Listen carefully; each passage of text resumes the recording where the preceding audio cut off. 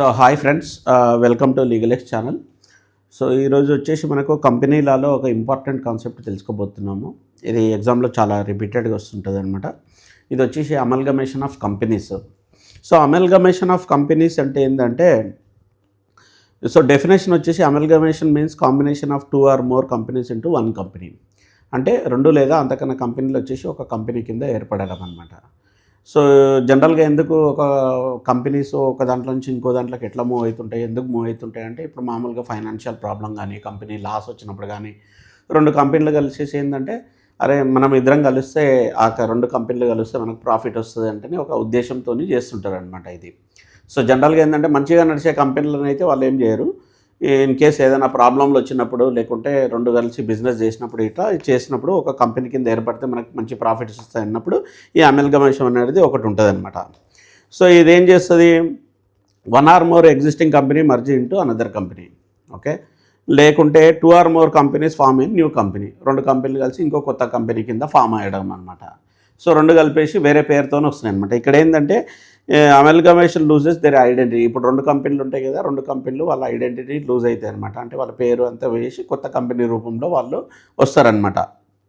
So only ఇక్కడ ఏంది, ఆ 2 కంపెనీలు వాళ్ళ ఐడెంటిటీ లూజ్ అయ్యేసి ఏదైతే థర్డ్ కంపెనీ ఏదైతే వస్తుందో దాని పేరు మీద అమల్గమేషన్ కంపెనీ మీద అది వర్క్ అవుతుంటుంది అనమాట. సో దీంట్లో టైప్స్ ఆఫ్ అమల్గమేషన్, అమల్గమేషన్లో 2 టైప్స్ ఉంటాయి. ఒకటి ఏంటంటే నేచర్ ఆఫ్ మర్జర్, ఒకటి నేచర్ ఆఫ్ పర్చేసర్. ఒకటి నేచర్ ఆఫ్ మర్జర్ అంటే 2 కంపెనీలు ఉంటాయి, వాళ్ళు ఏం చేస్తారంటే 2 కంపెనీలు కలిసేసి ఇంకో కంపెనీ కింద అయినప్పుడు ఏంటంటే అమల్గమేషన్ అంటారు అనమాట.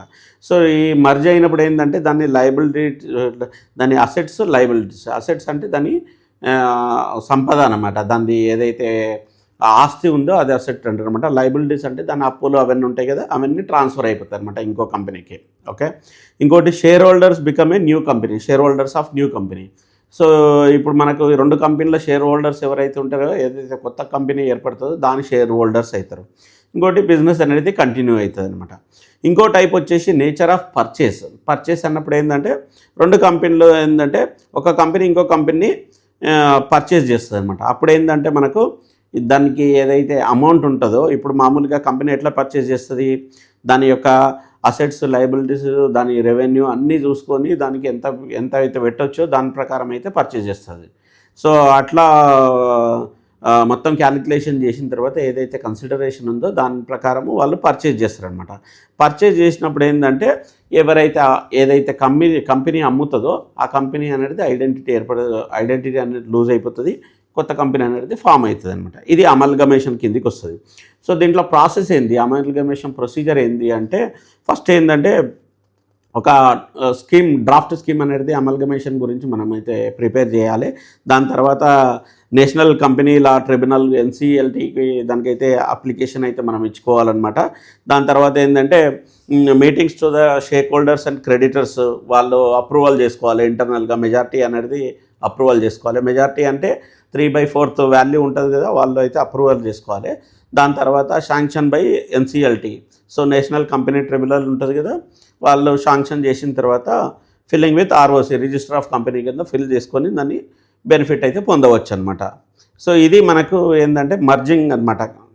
మర్జింగ్ వేరే అవుతుంది. ఇదేంటంటే 2 లేదా 3 కంపెనీలు, ఎక్కువ కంపెనీలు కలిసి ఇంకో కంపెనీ కింద ఫామ్ అయ్యడం అనేది అమల్గమేషన్ కిందికి వస్తుంది అనమాట.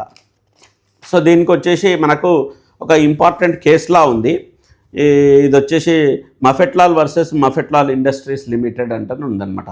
సో మఫెట్లాల్ ఇండస్ట్రీస్ అనేది ఏంటంటే కొంచెం లాస్ట్లో వెళ్ళినప్పుడు ఏంటంటే వాళ్ళు వేరే దాంతో మర్జ్ అయిదాం అన్నట్లు వేరే కంపెనీతో మర్జ్ చేసి కొత్త కంపెనీ పెడదామంటని అనుకుంటారనమాట. సో దాంట్లో ఏంటంటే వాళ్ళు మెజార్టీ షేర్ హోల్డర్స్, క్రెడిటర్స్ అందరూ యాక్సెప్ట్ చేస్తారు.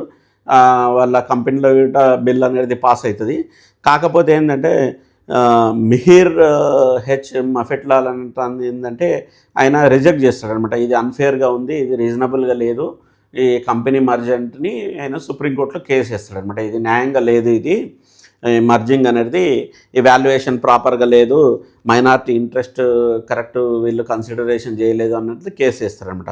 అప్పుడు సుప్రీంకోర్టు ఏం చేస్తుందంటే, ఈ ఒకటి ఇష్యూ ఏంటంటే ఇది ప్రైవేట్ కంపెనీ కదా, దీంట్లో జ్యుడిషియల్ స్క్రూనిటీ అనేది జరగవచ్చా లేదా, ఎందుకంటే వీళ్ళన్నీ ఫాలో అయ్యారు కదా అన్నట్లు ఒక క్వశ్చన్ అయితే రేజ్ అవుతుంది.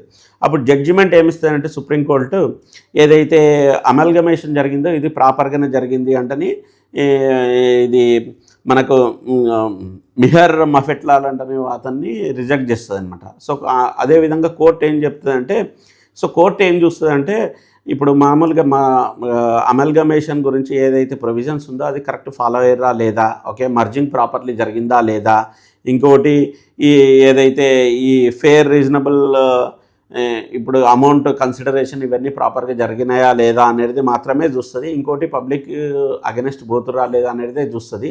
అన్నీ ప్రాపర్గా జరిగితే మాత్రము కోర్టు దీంట్లో ఏం చేసుకునేది లేదు. ఇన్ కేసు ఈ దాంట్లో ఏదన్నా ప్రాపర్గా జరగకపోతే మాత్రం కోర్టు అనేది ఇంటర్ఫియర్ అవుతుంది. ఇప్పుడు ఇక్కడ ఈ దాంట్లో ఈ కేసులలో అన్నీ ప్రాపర్గా జరిగినాయి కాబట్టి ఈ అమల్గమేషన్ అనేది క్లియరే అన్నట్లు తీర్పిస్తుంది అనమాట. ఇది సింపుల్గా వచ్చేసి మనకు అమల్గమేషన్ అంటే 2 లేదా 3 కంపెనీలు కలిసేసి వేరే కంపెనీ కింద ఫామ్ అయ్యడం అనేది అమల్గమేషన్ అనమాట. సో అలాగే మన ఛానల్ని సబ్స్క్రైబ్ చేసుకోండి. మీకు ఏదైనా ఇంపార్టెంట్ టాపిక్ కావాల్సి మాత్రం మాకు కామెంట్స్లో పెట్టండి. అలాగే దీనికి సంబంధించిన నోట్స్ మనకు డిస్క్రిప్షన్లో లేక ఫస్ట్ కామెంట్లో మనకైతే వస్తుంది. So thanks friends, please subscribe our channel. Thank you, bye.